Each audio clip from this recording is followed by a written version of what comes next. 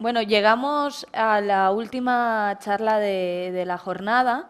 Eh, en esta última sesión tenemos al compañero Miquel Otero, que forma parte del Movimiento Popular contra el Fracking desde el año 2011 y el cual ejerce actualmente de portavoz del mismo movimiento, Frackinés, en los que coordina los grupos contra el fracking en Euskal Herria. Además, es parte de la comisión promotora de la iniciativa legislativa popular para prohibir el fracking, que se está debatiendo estos días en el Parlamento Vasco. Creo que fue antes de ayer o así, ¿no? Hace poquito. Bueno, pues siguiendo con la dinámica del seminario, hemos tenido una primera parte teórica y ahora sería la parte más práctica, ¿no? Antes hemos hablado con Juan sobre el TTIP y ahora pues una problemática que nos toca igual más cerca, que es la fractura hidráulica, ¿no? Además, esta problemática también es un claro ejemplo de algo que ya ha llegado a ser real, ¿no? A poder incluso palparse en diferentes lugares, y que es una muestra más de la impunidad de la que gozan algunas empresas transnacionales, las cuales a través de sus lobbies o de sus grupos de presión intentan llegar al espacio político para imponernos, ¿no? Técnicas que son agresivas con el medio ambiente y para la sociedad en general. Bueno, así que te paso la palabra, Miquel. Vale. Kaixo, Arratsaldeon, eskerrik asko, Euskal Herriko Unibertsitateari, beti bezala, eta bereziki Omali mintegi hau antolatzeagatik, behari ere noski, mintegia prestatu duen arretarengatik.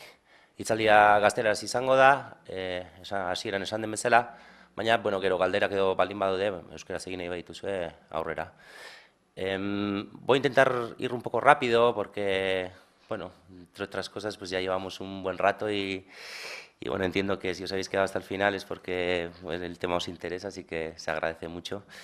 Bueno, hoy venimos con un pequeño reto, ¿no? Es hablar del fracking en Euskal Herria. Evidentemente lo vamos a hacer, llevamos varios años hablando del tema, pero lo que más nos interesaba hoy es hablar del fracking, sobre todo en otro sentido, ¿no? En el sentido de la expansión o del avance en las fronteras extractivas. Para eso nos interesa bastante hacer una aproximación a la situación, a la realidad energética, a los problemas que empiezan a ser bastante visibles, pero que van a ser más visibles en breve, que subyacen a estas nuevas técnicas o digamos que estas nuevas técnicas lo que hacen es responder un poco a los problemas energéticos según nuestra visión, y voy a hacer un paseo, digamos, un poco de lo que significa estos avances en las fronteras extractivas. Y después, bueno, me vais a permitir pasar lo que es la técnica del fracking y los problemas medioambientales que conlleva. Voy a pasar así como muy rápido, y si tenéis alguna pregunta concreta, pues la resolvemos al final. Y luego sí que nos detenemos un poquito más en lo que son los planes que están ahora en vigor en Euskal Herria, ¿vale? Ahí en la documentación que se os ha entregado hay varias de estas referencias, pero bueno, la mayor parte de los datos han sido elaborados a partir de agencias oficiales, digamos, sobre todo lo que se refieren a los datos macro, digamos, y ahí suelen estar la Agencia Internacional de la Energía, marcando un poco el paso, y la Agencia de la Información de la Energía de Estados Unidos, que son un poco desde donde se extraen los datos principales. También algún informe de alguna empresa privada como British Petroleum, que suelen ser unos datos de referencia. Eso los tenéis en la parte de arriba. Y abajo, bueno, distintas perspectivas, la de Deborah Rogers, del gas pizarra y Wall Street, hablando un poco de temas financieros, o el informe que sacó David Hughes para el Instituto Postcarbon, en el que se analiza un poco cuál es la realidad, digamos, de la extracción de gas y petróleo a través de fracking en Estados Unidos, y como referencia también Richard Heimer, que bueno, analiza un poco, digamos, todas las operaciones de fracking en su conjunto. Y voy a empezar haciendo una mención al TTIP, ¿no? Porque justo acaba de estar Juan hablando de todo esto, y se suele hablar mucho de la relación entre la llegada del fracking y la firma del TTIP, y se suele poner, y os lo voy a poner para que tengáis un poco una referencia, ¿no?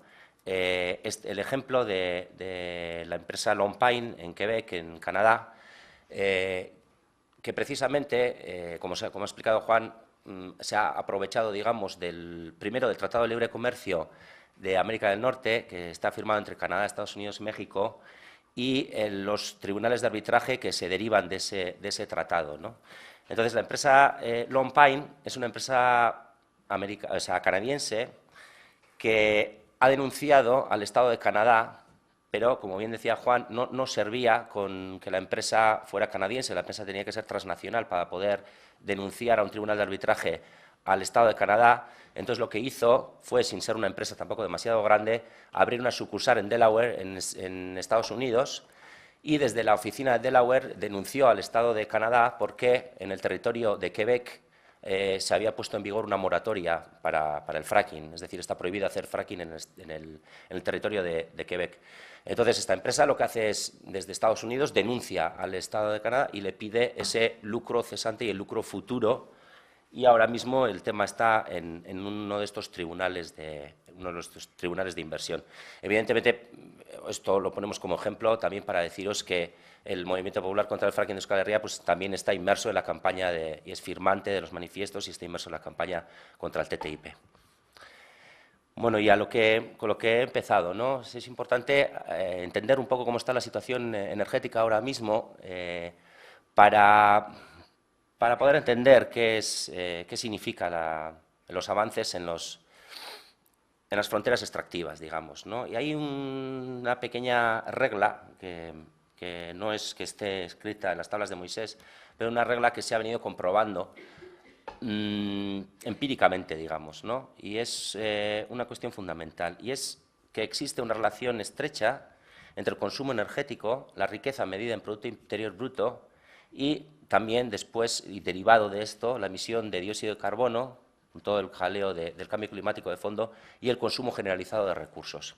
Es decir, ahí en la gráfica de la izquierda veis sobre un index 100, sobre una base del año 2000, podéis ver cómo la riqueza mundial, que es la barra azul, digamos, está completamente, va pareja completamente al consumo de energía, que está en verde, y también a la producción de dióxido de carbono en la atmósfera.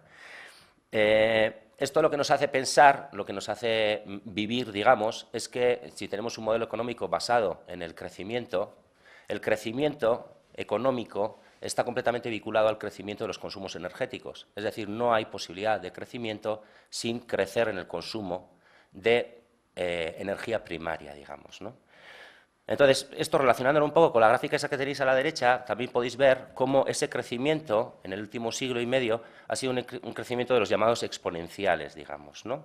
A una cierta tasa promediada de crecimiento, de 3, 4, 5% aproximadamente, se ha ido consumiendo a ese ritmo pues el carbón, petróleo, pero también acero, se ha ido consumiendo agua, se ha ido emitiendo CO2 y demás, ¿no? Hay toda una serie de crecimientos exponenciales que han venido asociados, sobre todo, a la revolución industrial y a la expansión del capitalismo, digamos, ¿no? Si hacemos un poco la de la izquierda, digamos, la gráfica de la izquierda es una foto histórica, lo que vemos es, una vez más, ese crecimiento ha sido exponencial, el crecimiento de, estas son las energías primarias, digamos, distinguidas por tipo, ¿vale? Tendremos aquí la biomasa, carbón, petróleo, gas natural, energía nuclear, energía hidroeléctrica, y ahí esa franjita amarilla pequeñita que se ve con un porcentaje minúsculo serían las renovables básicamente la eólica y fotovoltaica, digamos, que son las que más desarrollo han tenido hasta el momento, que suponen un triste, digamos, 2% de lo que consumimos. Entonces, lo que vemos es que ha habido un crecimiento exponencial, a la vez que el crecimiento económico no podemos olvidar, y a la derecha lo que tenemos es una foto fija del consumo energético primario mundial hoy día, digamos, esto está sacado de los anuarios de British Petroleum del año 2013, que son los datos que salen en 2014.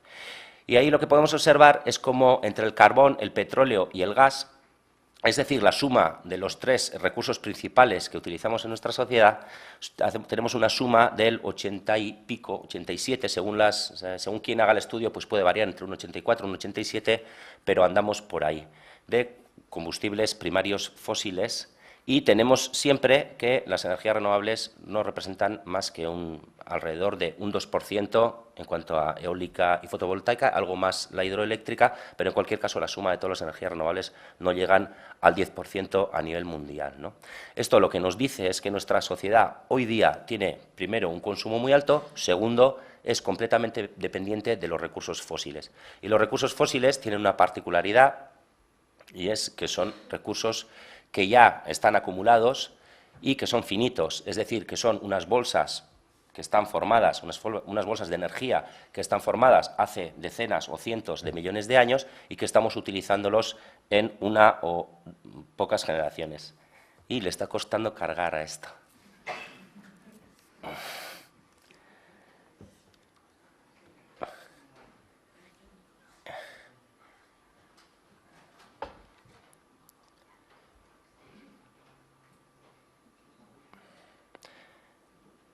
Bueno, si no cargas, bueno, luego podemos volver. Sin más, es una representación gráfica de los Global Maps en el que se ve un poco la diferencia entre el consumo del norte y el consumo del sur, que yo creo que también mete otro elemento que es bastante importante acerca de la distribución mundial del consumo energético. Pero bueno, si no se me carga, pues... ¡Ah!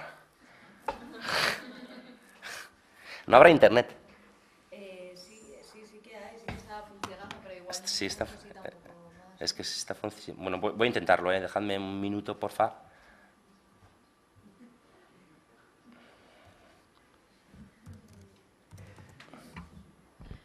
Mientras podéis ir rellenando la evaluación, ¿no? Parte de la evaluación que ya hemos trabajado antes, la de él no aún, y no lo tengáis en cuenta.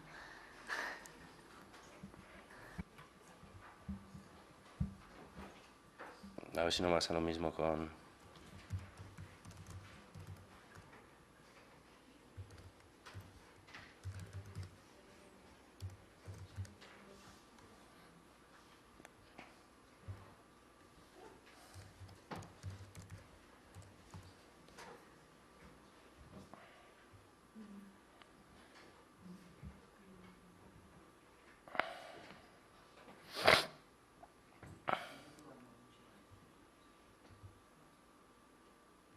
Hay que actualizar el plugin. Joder.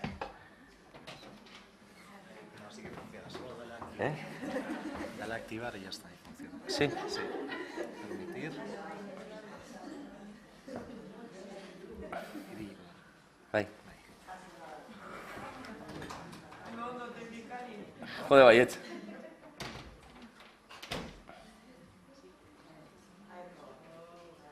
Sí, pero ahora tiene que cargar los gráficos, ¿eh?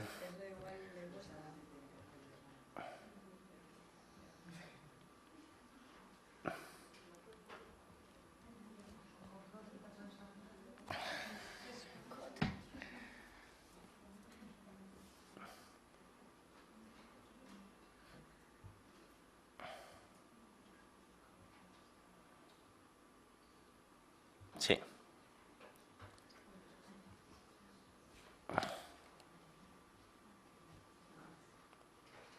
Vale. Parece que se carga mejor esto.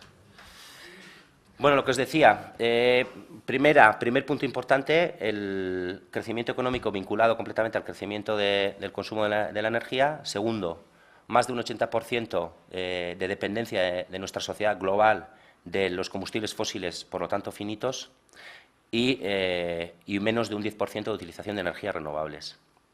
Este es el mapa deformado, que es el que os quería enseñar, sería el mapa deformado según los recursos que se consumen en cada parte del mundo, ¿no?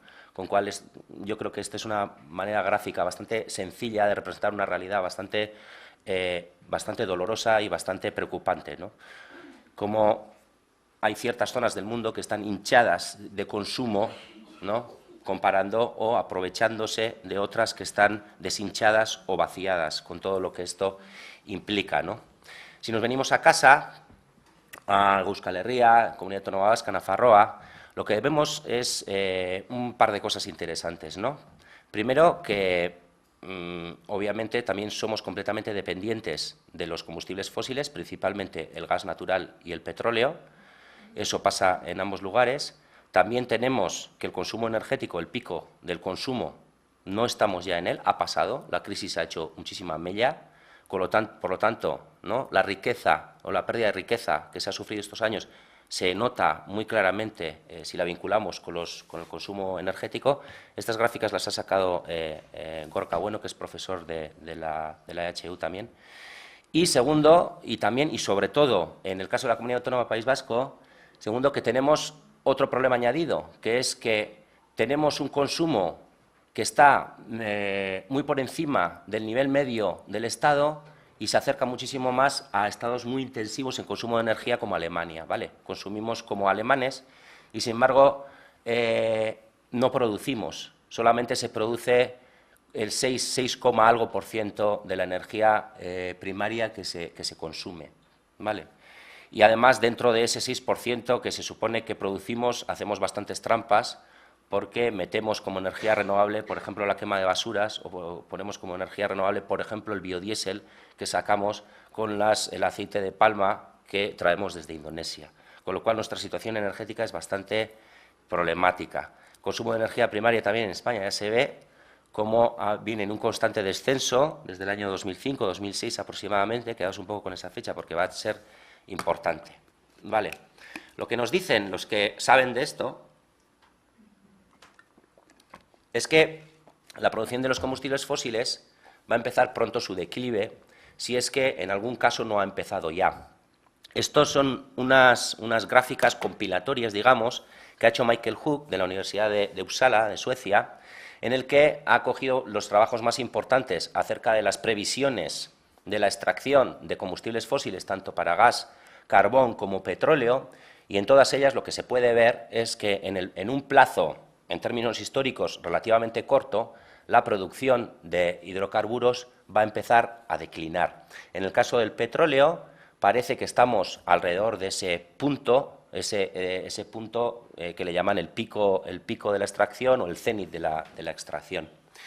Esto es bastante lógico porque si tenemos que los yacimientos de petróleo son una energía acumulada que vamos sacando, lo que tenemos es que vamos llegando a un yacimiento y lo agotamos, y vamos a otro y lo agotamos. Mientras vayamos encontrando yacimientos, pues la producción total puede seguir subiendo, pero va a llegar un momento, o está llegando un momento, en el que la suma de los yacimientos que vamos encontrando no alcanza la suma de los yacimientos que están entrando en declive, ¿vale? Eso es algo que en muchos estados ha pasado ya. Hoy día hay más de 60 estados que han sido productores de petróleo que ya están en un declive, en un franco declive, digamos, ¿no? La suma de todos estos países, veis que ahí tiene un pico alrededor del 1998-1999 y a partir de ahí está bajando. Evidentemente, a nivel mundial, la producción no ha tenido todavía esa bajada porque todavía hay lugares, hay zonas, Oriente Medio sobre todo, que han seguido manteniendo esa producción. Pero esto es algo que esto lo que llaman es la campana de Hoover, porque fue un geólogo norteamericano el que hizo este tipo de proyecciones alrededor de los años 50 y con sus proyecciones determinó cuándo iba a ser el pico productivo de petróleo de Estados Unidos, ¿no? Pues esto ya está pasando en muchos lugares. De hecho, esta gráfica yo creo que es una gráfica muy importante porque ahí en amarillo podéis ver cuál es, bueno, estos son datos hasta 2010, cuál ha sido la evolución del consumo o de la producción, ¿vale?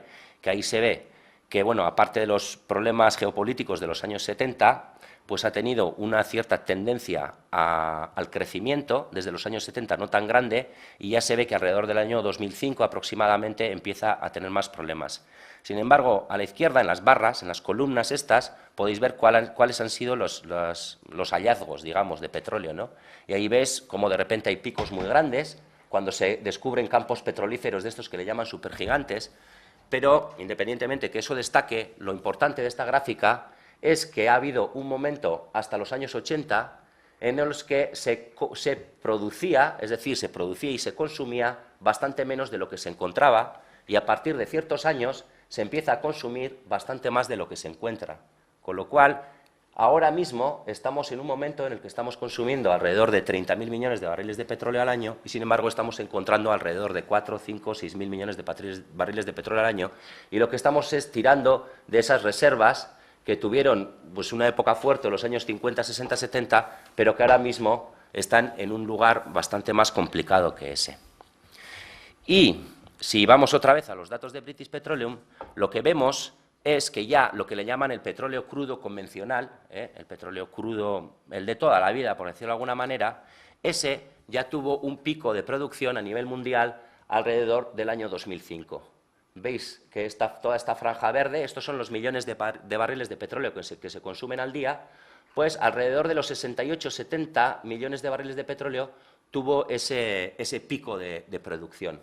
Y esto, a partir de aquí, digamos, son proyecciones, con lo cual esto es lo que esperan, yo diría que lo que esperan algunas personas optimistas o algunas empresas optimistas que va a pasar. Si nos damos cuenta, desde este pico que hemos tenido aquí, la producción global de líquidos de petróleo no es que se haya reducido, sino que algo ha aumentado. A duras penas, pero ha aumentado. Pero para poder haber aumentado, han tenido que entrar en escena otro tipo de jugadores, otro tipo de productos que se asimilan a líquidos de petróleo, pero son bastante diferentes.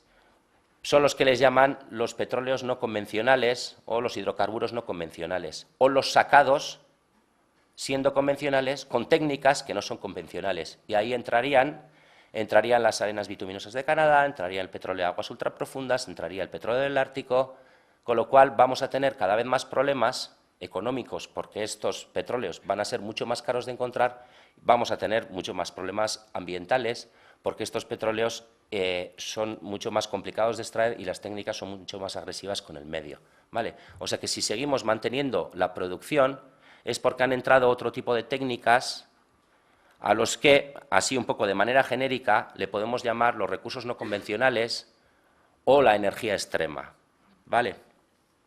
En esta infografía lo que podéis ver es un poco, es para hacernos una idea, sin más. Es una infografía en la que se ve un poco las rutas, tanto terrestres, marítimas como aéreas, más importantes, ¿no?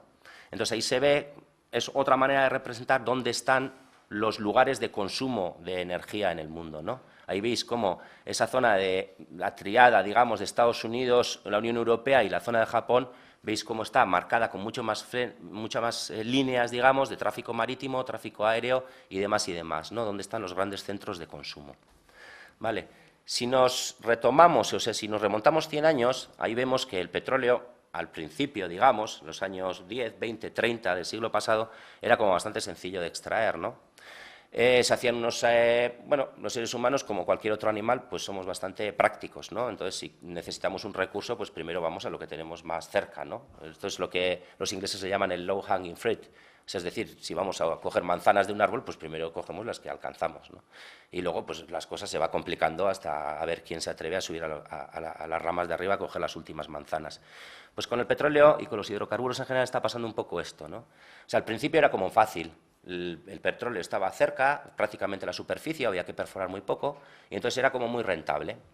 Era muy rentable en dos sentidos, económicamente, evidentemente, pero energéticamente sobre todo, que es lo que más me interesa en este punto. Porque aquí hay que entender un poco lo que es la tasa de retorno energético, para entender un poco cuáles son los problemas a los que se enfrenta ahora el mundo de los hidrocarburos. Es decir, si tenemos la pirámide de los recursos que se suele presentar así como un triángulo, lo que tenemos es arriba los recursos más fáciles de sacar, los más concentrados, los más densos energéticamente, ¿vale? Los más fáciles de alcanzar, los que menos tecnología, dinero y esfuerzo requieren, ¿vale? Pues hemos estado tirando de esos recursos. A veces se suele hablar, bueno, pero el petróleo se va a acabar. No, el petróleo no se va a acabar nunca. El petróleo lo vamos a dejar de extraer en el momento en el que para sacar petróleo tengamos que invertir tanto petróleo como el que vamos a sacar. Ese sería el momento en el que llegaríamos a una tasa de rendimiento energético de 1. Es decir, esto se mide en barriles de petróleo. Si yo tengo que meter un barril de petróleo para sacar el equivalente a un barril de petróleo, eso no es una fuente de energía, es un sumidero. Tal vez pueda crear movimiento económico, pero desde luego rendimiento energético no va a tener. A partir de ese momento, el petróleo va a ser una fuente que no va a ser interesante. Eso va a depender de la dispersión a la que se encuentre, de la profundidad a la que se encuentre, de lo difícil que sea. Entonces, si hemos tirado tradicionalmente de estos recursos más fáciles, digamos, ahora nos damos cuenta que entre los recursos más fáciles y el momento en el que ya no sea rentable energéticamente extraerlo, va a haber un límite con el que juguemos, que es con el que estamos empezando a jugar, que va a depender del precio al que se encuentre el hidrocarburo en el mercado y va a depender de los avances tecnológicos que yo tenga. Entonces, en un contexto de precios energéticos altos y en un contexto de avances tecnológicos, yo podré ir llegando a fuentes que eran menos rentables, menos densas energéticamente, más complicadas medioambientalmente, etc., etc. Y aquí es donde estamos yendo. Os voy a hacer así un paseo como un poco rápido para que entendamos de qué estamos hablando, ¿no? Hace falta mucha más energía que si tenemos el petróleo al lado de casa o cerca de los sitios en los que hemos tenido tradicionalmente, si tenemos que ir hasta el Ártico a por él.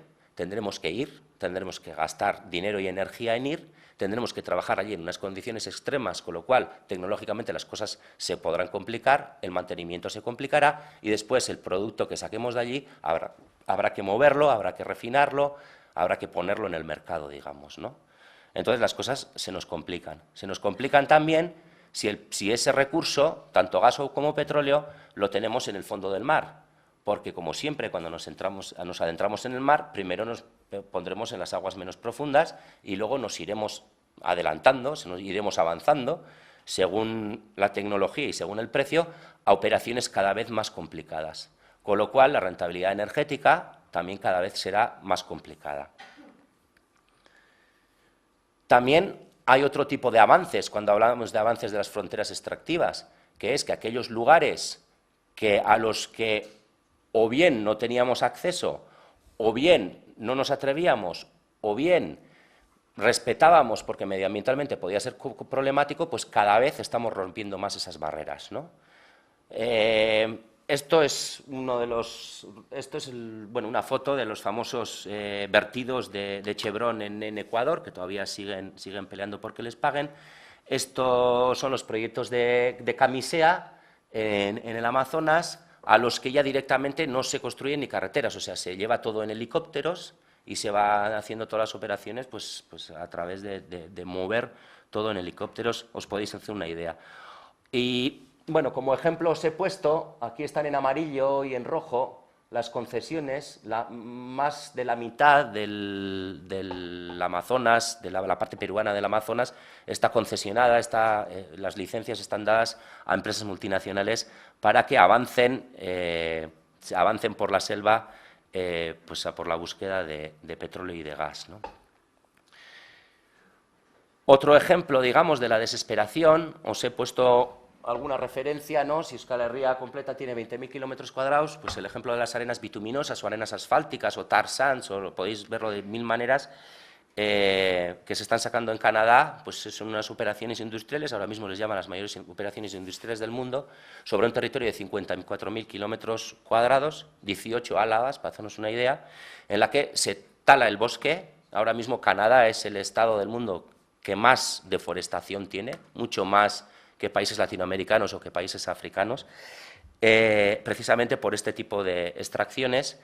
Y ahí, debajo del bosque y debajo de una franja de tierra, pues hay unas arenas que tienen un bitumen, que es una especie de petróleo, digamos, como poco cocinado, por decirlo de alguna manera, y todo eso hay que calentarlo con gas natural en unas macroempresas que se ponen ahí para calentarlo, separar el petróleo de la arena, y después todo eso hay que llevarlo a las refinerías que están en Texas a 4 o 5.000 kilómetros. Pues os podéis imaginar el rendimiento energético que puede tener esto, ¿no? Esto, para que os hagáis una idea de los tamaños, pues esos son los famosos CAT 797 que llevan 500.000 kilos de arenas bituminosas por cada viaje.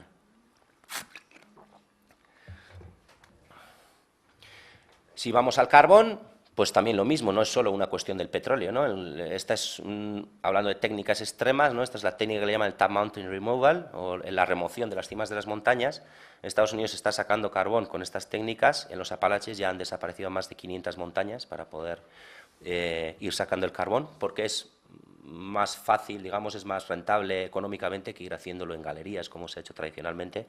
O en Alemania, detrás de la famosa Energiewende o transición energética, hay una dura realidad energética en la que la electricidad se está consiguiendo cada vez más a base de quemar carbón nacional, en este caso lignito, además carbón de poca calidad, y ahí podéis ver la maquinita esta con la que van arañando las montañas, que es una especie de oruga, digamos, como los tanques militares, que al atravesar las carreteras pues tienen que ir poniéndole pues arena para que no vaya rompiendo las carreteras que va atravesando. Pues con esto es con lo que se está alimentando eléctricamente Alemania, ¿no? También se ha propuesto, dentro de esos jugadores nuevos que han entrado, se han propuesto pues, soluciones tipo biocombustibles, ¿no? Que a veces también nos engañan un poco con la propaganda esta verde, ¿no? Las gasolineras, el biocombustible va en una manguera verde y en las fotografías que lo anuncian le ponen flores alrededor y tal, pero tiene una realidad bastante más compleja, ¿no? Ahí tenemos el ejemplo de la colza que se está sembrando aquí alrededor para el biodiesel, o el aceite de las palmeras, digamos, que se están plantando en Indonesia, previa retirada del bosque tropical original, evidentemente. Lo mismo en Brasil para conseguir el bioetanol a base de la fermentación de la caña de azúcar, que se hace el sustituto de la gasolina con esto, o el maíz transgénico de Estados Unidos, la mitad de cuya producción, siendo el mayor productor del mundo de maíz, se utiliza para el biocombustible. Es decir, con el serio peligro de dejar de alimentar personas para alimentar máquinas para que el mundo de la mercancía pueda seguir fluyendo, ¿no? Esto puede ser una dirección, puede ser sensato, digamos, hacer este tipo de apuestas. Es bastante difícil, ¿no? Porque si tenemos en cuenta los números asustan bastante, porque Europa, para suministrar el 10%, solamente el 10% de las necesidades de transporte que tiene, tendría que poner el 72% de su tierra cultivable destinada a este tipo de productos, ¿no? Con lo cual, ni utilizando el 100% de nuestros territorios para esto, podríamos conseguir nada ni que se aproximara a una independencia energética, ¿no? Evidentemente, esto lo que hacemos es el poco porcentaje que sacamos para el biodiesel, evidentemente esto lo ponemos como pasivo ambiental en el tercer mundo y desde allí nos vamos trayendo los productos, ¿no?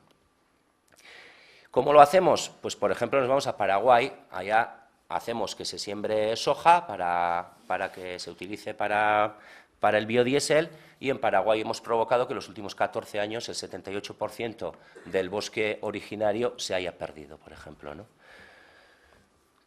Nosotros es aquí donde entendemos que está el fracking. El fracking no sabemos si la última, es un paso más en esta carrera, en esta para nosotros loca carrera, por seguir manteniendo el ritmo de consumo de combustibles fósiles, ¿no? Que dicho en 4 palabras, en lugar de estar en yacimientos convencionales, o sea, que ha migrado el gas y el petróleo a lo que le llaman una trampa de petróleo, es decir, a una capa impermeable, lo que está es el producto, el gas o el hidrocarburo, el gas o el petróleo, está diseminado en vetas de roca de cientos de kilómetros, allí donde se formó sin haber migrado porque estaba en rocas impermeables, ¿no? Eso nos va a obligar a ir a donde está cada vez, a romper las rocas y a tener que hacer un montón de pozos porque si no, no vamos a tener un lugar en el que el recurso esté acumulado, ¿no? La diferencia principal es la permeabilidad o la no permeabilidad de una roca para saber si el recurso va a ser convencional o convencional y si vamos a tener que utilizar fracking. Y el fracking, os lo digo en 4 palabras, ahí tenéis el diagrama de cómo sería una plataforma de perforación en la que se van atravesando diferentes estratos rocosos hasta que se llega a la veta que interesa. Lo primero que se hace es poner una torre de perforación que hace taladro gigante. Después lo que se hace es intubar. Dentro de esa intubación se va lanzando cemento y el espacio anular que queda entre la roca y la intubación se va sellando con cemento.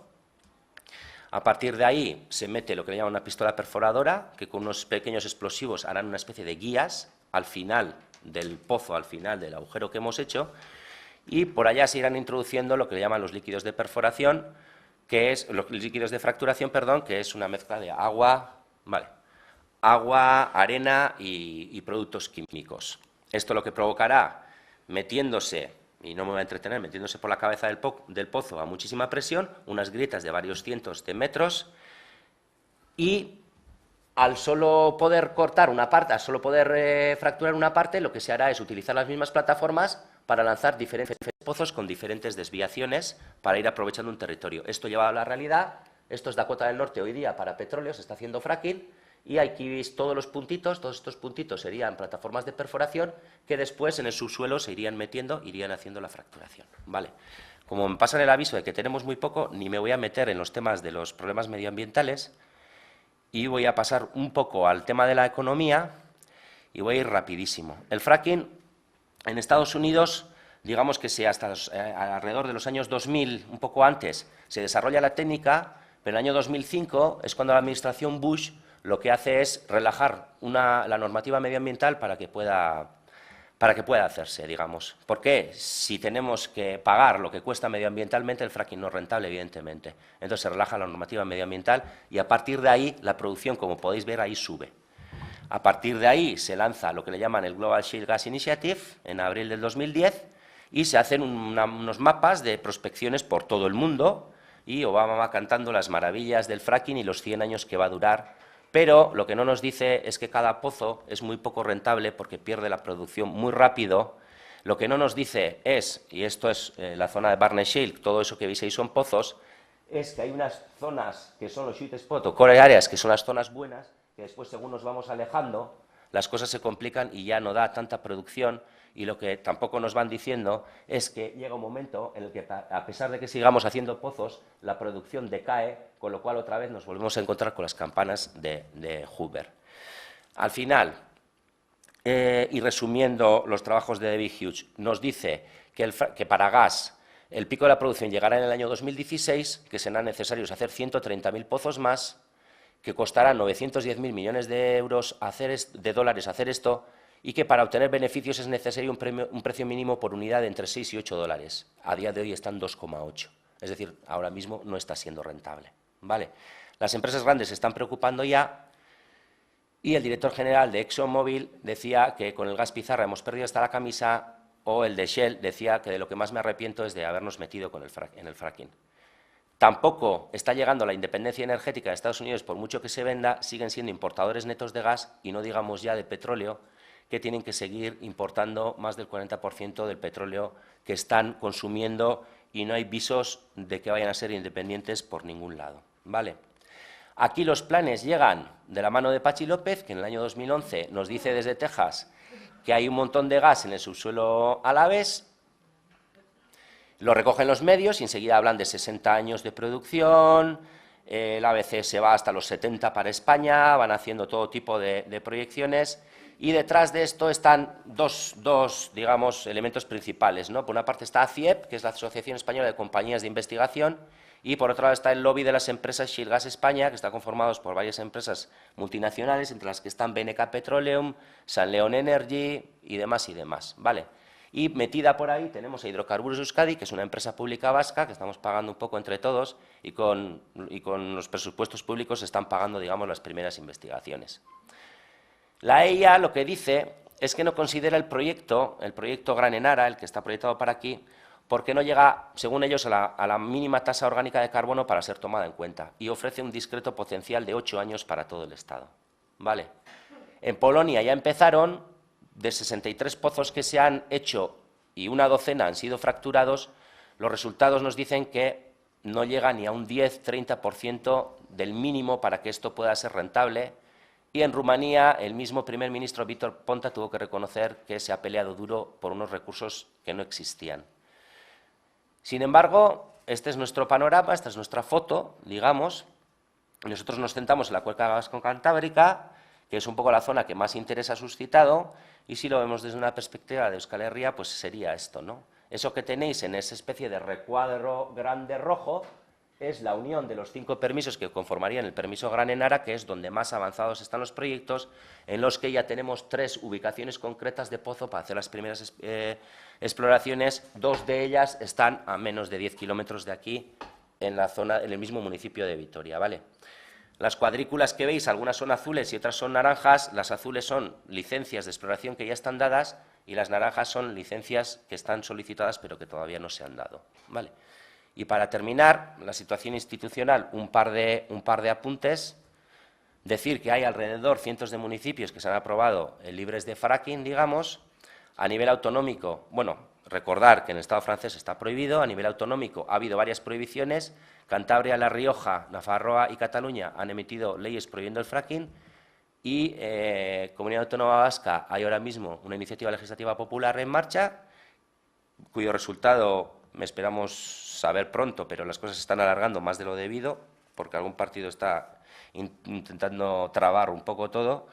En Castilla y León, a través de los municipios, ha habido también otro intento de iniciativa legislativa popular, pero el gobierno central, bueno, ha ido recurriendo todas estas leyes al Tribunal Constitucional y el Tribunal Constitucional le ha dado la razón al gobierno porque dicen que independientemente de lo malo o bueno que pueda ser el fracking, no es una competencia autonómica porque estamos hablando de materia energética que es competencia exclusiva del Estado.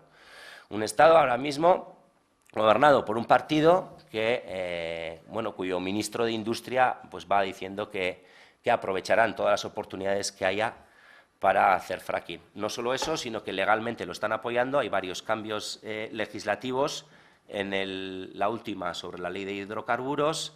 Además de eso, últimamente se está cambiando la fiscalidad para intentar beneficiar un poco a la gente a la que le va a llegar y a los municipios a los que va a llegar el fracking. Y algo que también nos preocupa y que no está saliendo es que por primera vez en la Estrategia de Seguridad Nacional ha salido como una línea de acción estratégica el impulso a la investigación y explotación de hidrocarburos. ¿Vale? Mientras tanto, el Gobierno vasco pues, va pagando todo esto, lo que está haciendo Hidrocarburos de Euskadi, que son un poco los permisos que más nos afectan. Y a pesar de que en el Gobierno y el partido del Gobierno hay como diversidad de opiniones, digamos, el responsable de la política energética, digamos, Javier Zarraonandia, va diciendo que la exploración de gas no convencional es un proyecto estratégico dentro del plan estratégico energético vasco, el 3E, ¿cómo es? El 2020-3E. Vale. Sin más, yo lo dejo ahí. Habría muchísimo que hablar sobre la movilización popular, pero bueno, como no quería acabar sin daros que hoy pues tenemos una exclusiva, no la solemos tener siempre, pero hoy la tenemos. No la contéis mucho todavía porque vamos a hacer una rueda de prensa la semana que viene, pero desde el Movimiento Popular contra el Fracking pues, vamos a lanzar una acampada anti-fracking en julio de este año, y hay este sitio que veis aquí, es el sitio en el que se va a hacer la acampada, es el sitio en el que estuvo el pozo Armentia 1, el último pozo que se hizo buscando gas en Álava, y es la misma zona en la que quieren venir a hacer los primeros pozos, ¿vale? Entonces, bueno, no sé si hay tiempo para preguntas, no sé cómo andamos, he ido un poco corriendo todo. Sí.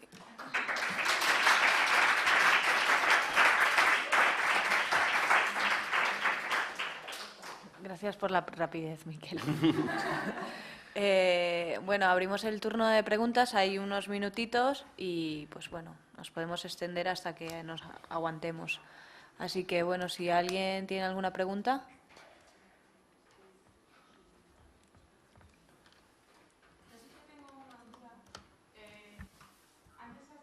No, que con el cenit del petróleo ese tal ya se habían dado cuenta de que a partir del 2006 pues la rentabilidad del petróleo ya ha ido bajando y que ya se está llegando a un punto en el que al final va a salir más caro el sacar el petróleo que lo que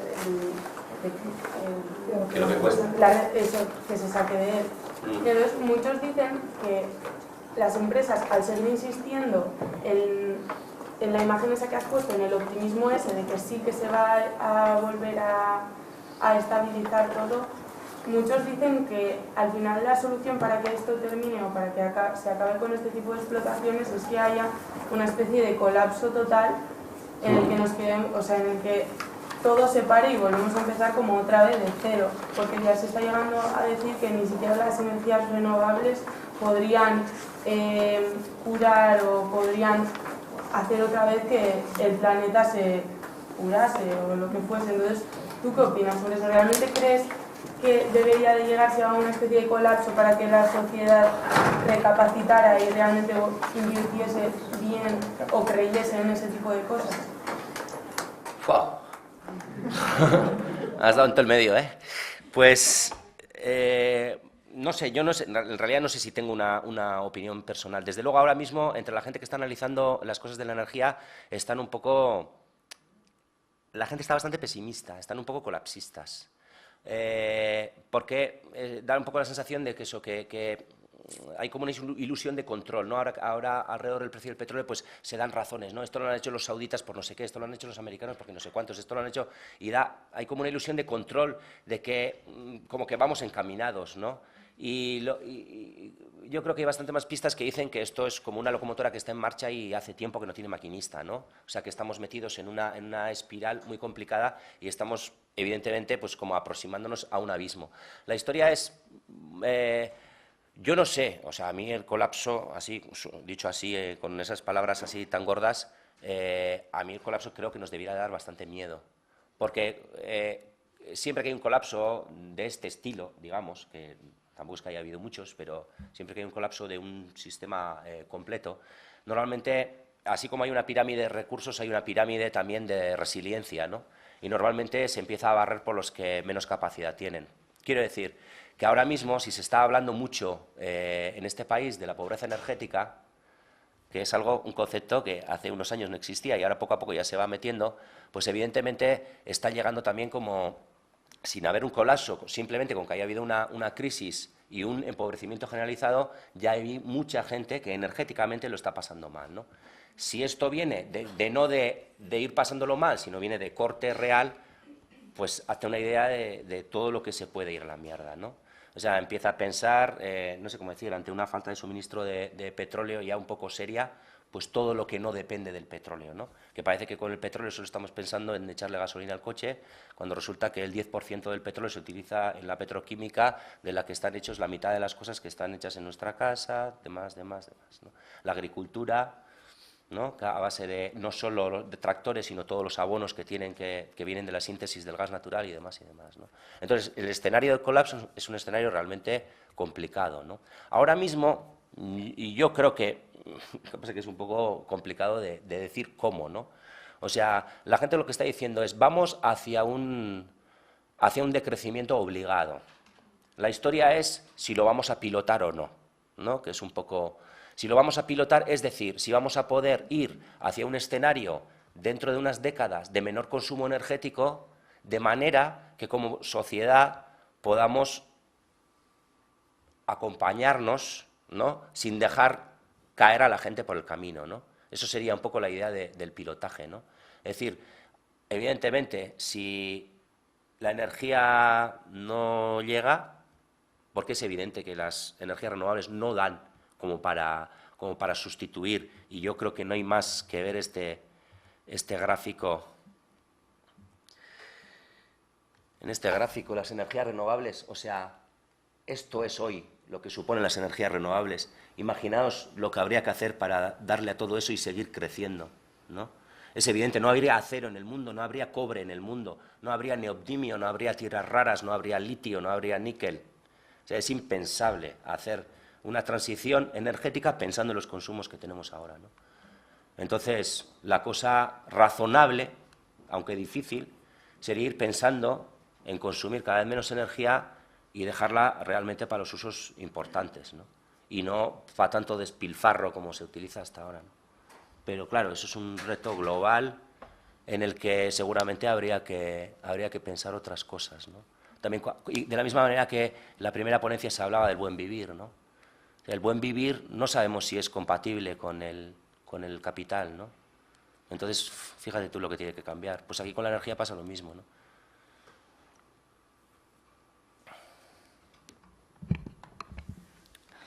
¿Hay alguna otra?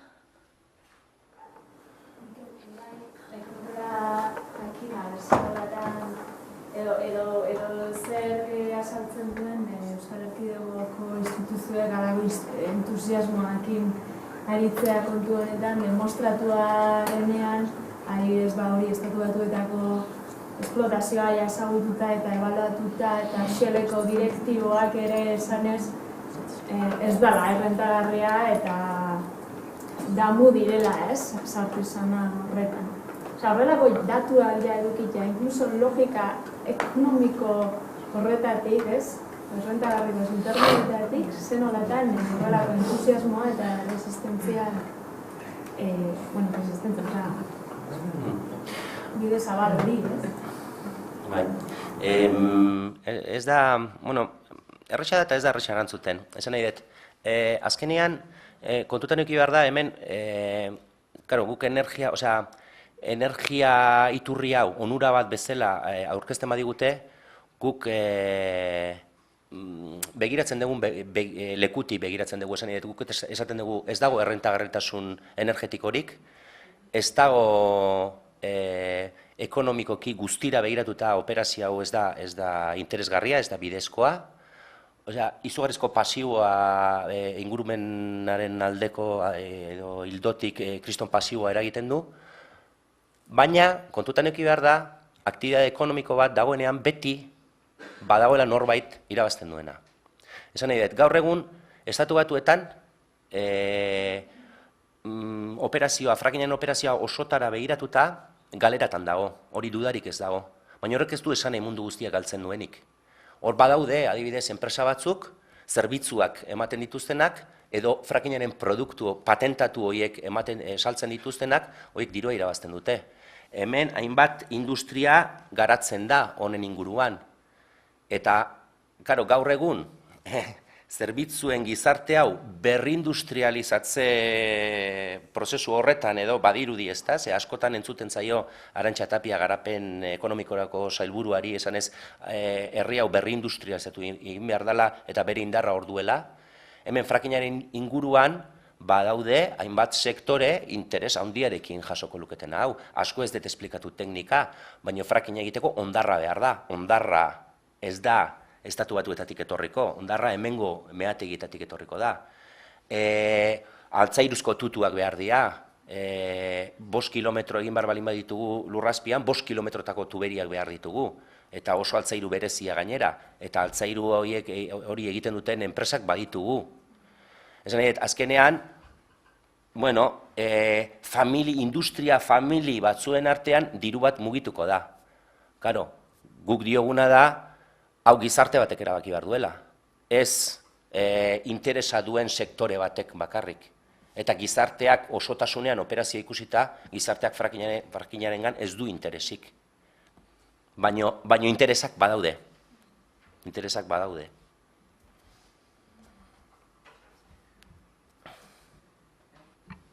Beste bat, galdera.